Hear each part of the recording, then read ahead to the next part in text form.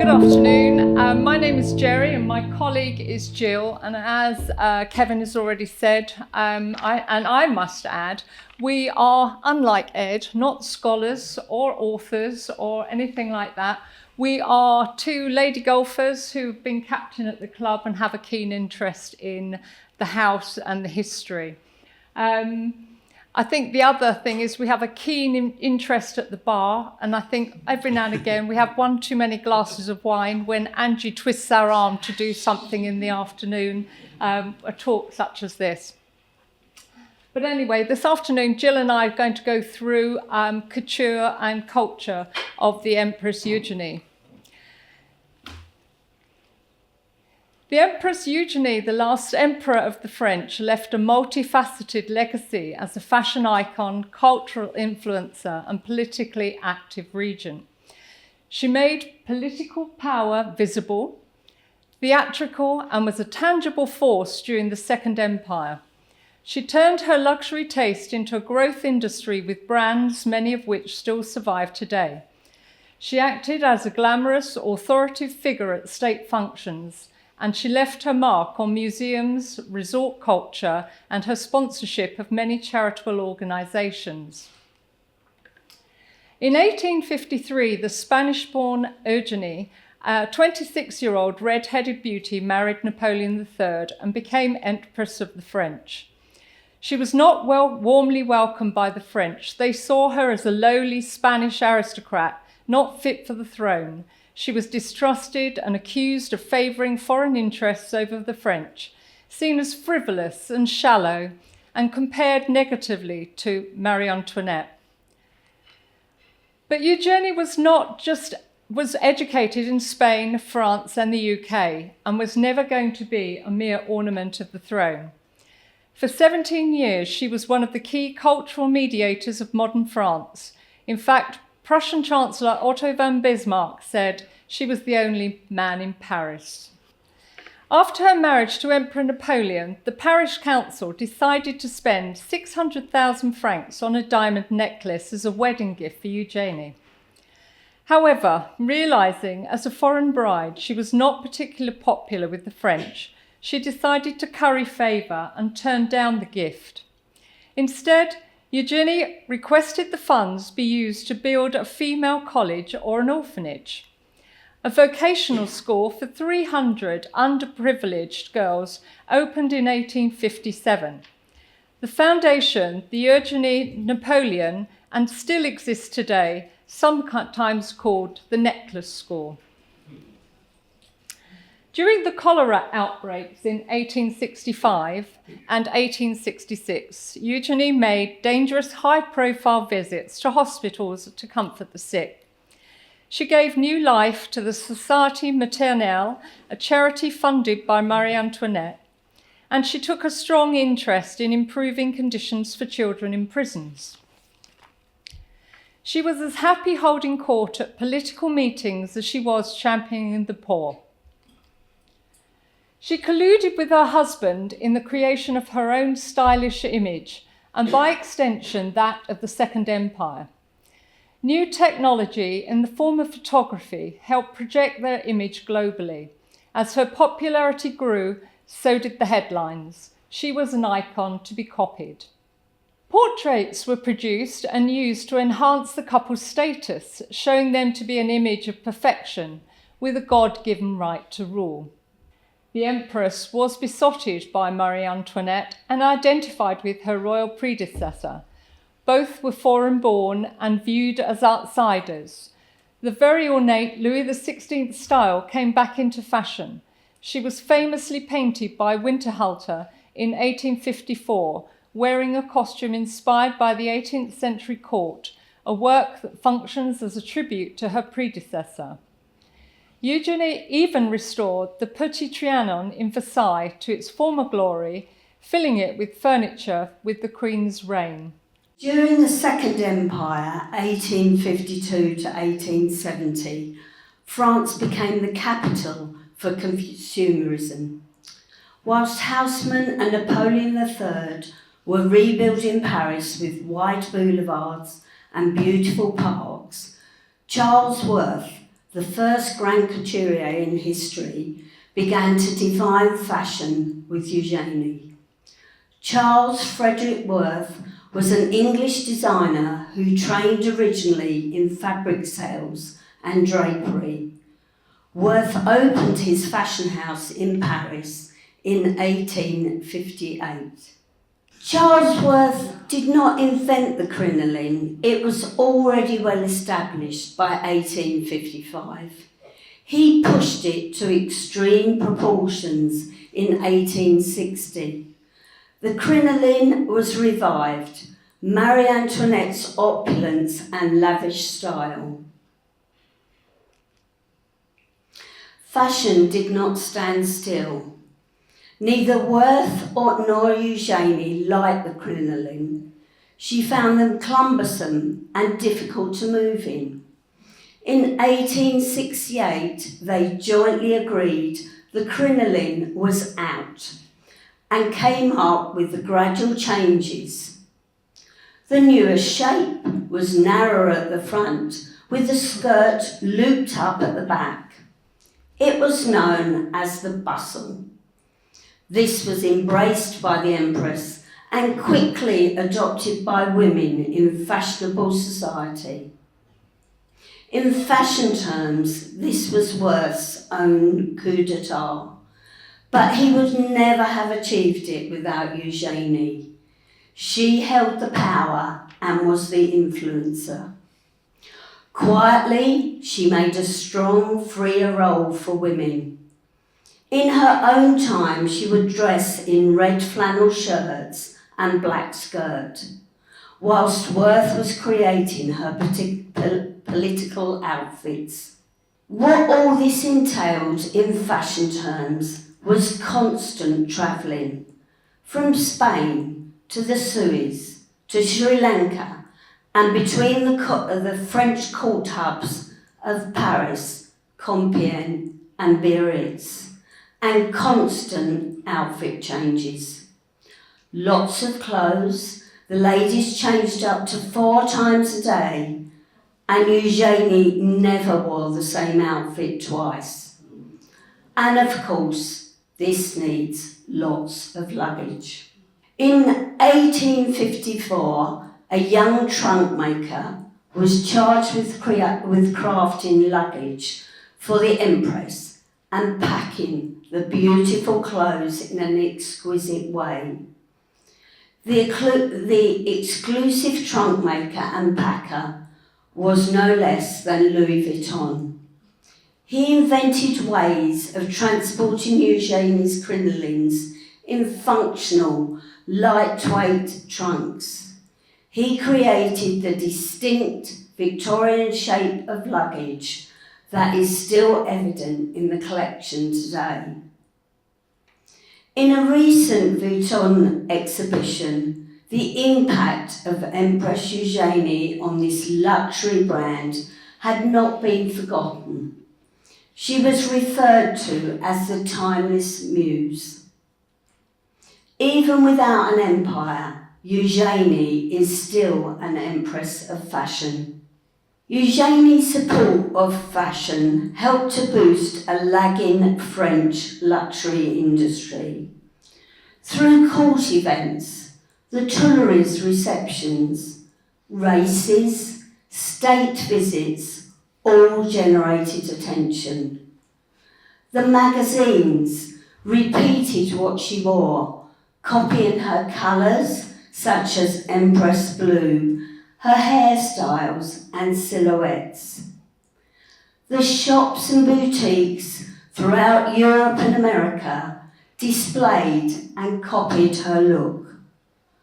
Through export, foreign buyers carried Paris style abroad and secured France as the fashion capital.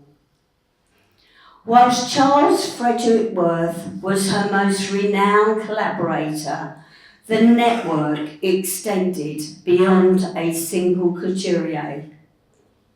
Her patronage launched careers and brands that have stood the test of time.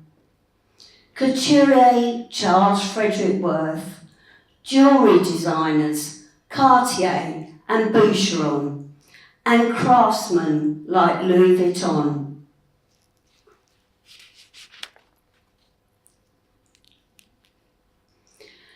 Empress Eugénie imposed a dress code. The new technology of photography, which was championed by sculptors Capro and Solomon, ensured her image and style was spread around the world. Access to images made fashion available to the masses through fashion publications like the Philadelphia-based Goody Ladies book, a fashion magazine. She was an icon for the flourishing luxury industry in Paris and was described as the last royal personage to have a direct and immediate influence on fashion. Eugénie's endorsement added value. Before she discovered his work, a Worth gown would sell for 300 to 400 francs. After she turned her eye to them, they were upwards of 2,000 francs for each dress. Worth went to Eugénie, others had to go to him. Her famous political dresses that she insisted on wearing to official events, combined with her very good taste, were the driving force behind the growing fashion industry. Eugénie used fashion as a political tool, wearing Scottish tartan on visits to promote textile trade with Great Britain. Empress Eugénie set the tone for entertainment. Lace, brocade, silk and trimmings made the factories in Calais and Saint-Étienne and Lyon famous. The fashion impact. Pre-Eugénie, the silhouette had less emphasis on causerie and structure. Simple, practical shapes dominated. Pre-Eugénie, utilitarian fabric dominated due to the limited ornate textiles. Post-Eugénie, the silhouette of corseted waists and voluminous skirts became standard, signalling femininity and power, inspiring designers and shifting social attitudes towards female elegance and self-expression in fashion. Post-Eugénie, fabrics, velvet, silk and brocade became popular, enhancing with intricate embroidery and beading, symbolising elegance and power. And of course, not just fashion, perfume. In 1853, Pierre-François Guerlain created Eau de Cologne Impériale. This was the very first Eau de Cologne by Guerlain. It was made to commemorate Eugénie's marriage to Napoleon III and to help her to manage her headaches. The Eau de Cologne Impériale earns its creator the title of Parfumé to His Majesty. The Empress enjoyed the exclusive use of this fragrance before giving her authorization for it to be sold. The label bears the symbol of the empire, with the coat of arms chosen by Napoleon, the eagle and the imperial crown and the sceptre. The bottle was designed by glassmaker Pouchet de Corval. His brief was to create a stylish and memorable bottle. The shape was inspired by Napoleon I's column in Place Vendôme. The bottle bears a constellation of 69 bees. This is a symbol of the empire and the emblem of the Guerlain family of colognes. Today, this bottle can be customised upon request, hand-gilded and embellished with initials. Artisans seal each of these customised bottles by hand with fine thread using a time-honoured technique. The following year, in 1854, Napoleon III commissioned Creed to make a fragrance for Eugénie. They created Jasmine Empress Eugénie because Empress Eugénie wanted a perfume of seductive, floral and oriental charm. And of course, no empress could be complete without her jewellery. There's some key pieces here. Eugénie made her impact on the French crown jewels. She had some of the pieces dismantled and presented the gems to master jewellers to redesign, blending historic style of her predecessors with fashionable contemporary styles. Two of the jewellers were young rising stars, Pierre Cartier and Frederic Boucheron. Bows, stars, crescents, flowers were all created for Eugénie with the gems. She wore these in her hair and diamond brooches at the waist of her dresses. The diamond brooch, created by Francois Kramer in 1855, became part of the French crown jewels after Napoleon and Eugénie fled France in 1870. The Astor family bought the brooch in 1887 and owned it for 100 years. In 2008, Christie listed it for sale in New York, and the Friends of the Louvre purchased it because of its link to the Empress.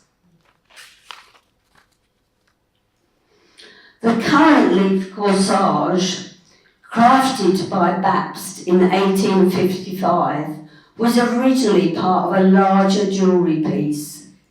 When the French crown jewels were sold, Tiffany acquired over 2/3 of them, packing these historic gems in custom leather boxes embossed with Demont de la Couronne and Tiffany & Co.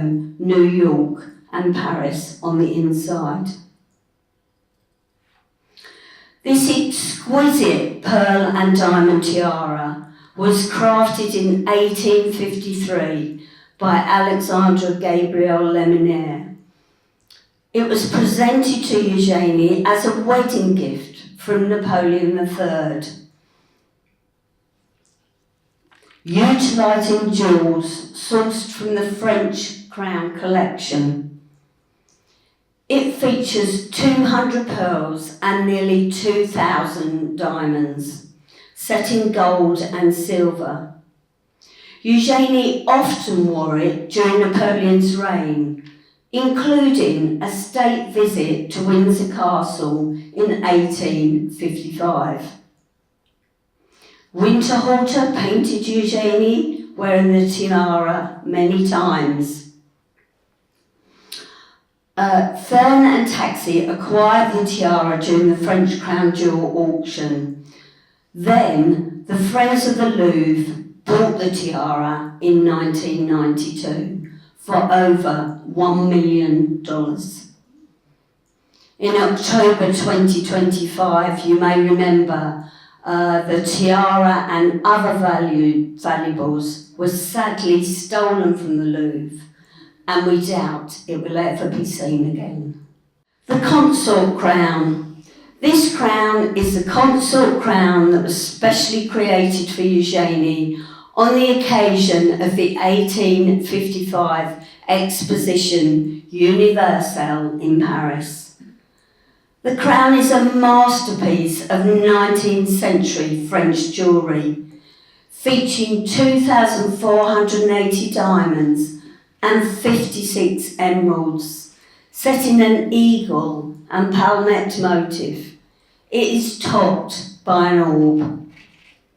Palmette are the fan-shaped leaves of a palm that you can see on the crown. Again, it was stolen from the Louvre in the October 2025 heist, but recovered damaged with just one eagle.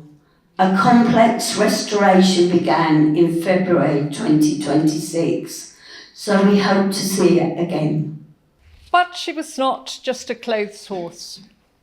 She acted as regent during Napoleon's absences in 1859, when he led the French army on the Italian front during the Second Italian War of Independence against Austria, in 1865, when Napoleon left for meetings on foreign policy in Biarritz and with Prussian Minister Otto von Bismarck, and the Emperor was also suffering from declining health, which necessitated long stays at resorts and reduced his direct daily control over government affairs. And finally, in 1870, for the ill-fated Franco-Prussian War in Sudan, where after surrendering, he was imprisoned in Wilhelmsthal Castle in Germany. News of his capture prompted a revolution in Paris and ended the Second Empire. Eugénie fled Paris with only the clothes she stood up in and eventually arrived here at Chislehurst. Eugénie supported contemporary artists and sculptors such as Winterhalter, who painted her several times, Adam Salomon and Carpo. At Chislehurst, we are lucky enough to have a copy of the sculpture commissioned by Eugénie and finished after his death by Carpo, and a bust of Eugénie by Adam Salomon. The Chinese Museum at Fontainebleau was established in 1863 to house the many diplomatic gifts that the imperial couple had been given, along with the spoils of the Second Opium War. Her influence and sponsorship funded premieres and performances for composers and musicians, enriching the musical heritage of France. She encouraged authors and poets, especially promoting women, such as George Sand, the pseudonym of Amantine Lucille Aurore Dupin, a prolific novelist, playwright, and pioneering feminist. Entertainment was lavish, no expense spared. Socially, culturally, and in all aspects of fashion, France led the way. At the Château de Compiègne, the power couple hosted a series of autumn parties from late October to early December, inviting 80 to 100 guests at a time, including politicians, artists, authors, playwrights, and scientists, to enjoy a relaxed but lavish atmosphere of hunting, entertainment, and social mingling. The parties were notorious for requiring guests to bring extensive and expensive wardrobes, sometimes causing guests to feign illness to avoid the expense. If the little blue invitation arrived, beware. Baron Haussmann, it is said, after visiting Lord Street in Southport, worked with the power couple to modernise Paris. The wide boulevards, open spaces, Eugénie gave this modern space prestige. Luxury shops moving in and supplying the rich and famous. Everybody wanted French design, which was a boon to local industry. Eugénie had visited Biarritz several times as a child. The Emperor bought almost 50 acres of land and commissioned Villa Eugénie for her. Eugénie persuaded Napoleon to set up the imperial summer courts there. Her patronage brought constant arrivals of European aristocracy. The area transformed from a beautiful, quiet fishing village to a must-visit international luxury resort. Eugénie often visited London, staying at Claridge's, where she would meet up with her good friends Queen Victoria and Prince Albert. The hotel earned its nickname the Annex of Buckingham Palace. So in dedication to the Empress, in 2019, Claridge's opened the Eugénie Suite. And just in case you're thinking of a cheeky little weekend getaway, as of Sunday, an average night's stay in the Eugénie suite starts at £6,000. Eugénie was a strong advocate for women's roles and opportunities. She supported Julie Victoire d'Aube, the first woman to graduate university, and gave access to education for women. She backed the French minister, Victor Duroy's reforms for girls' education.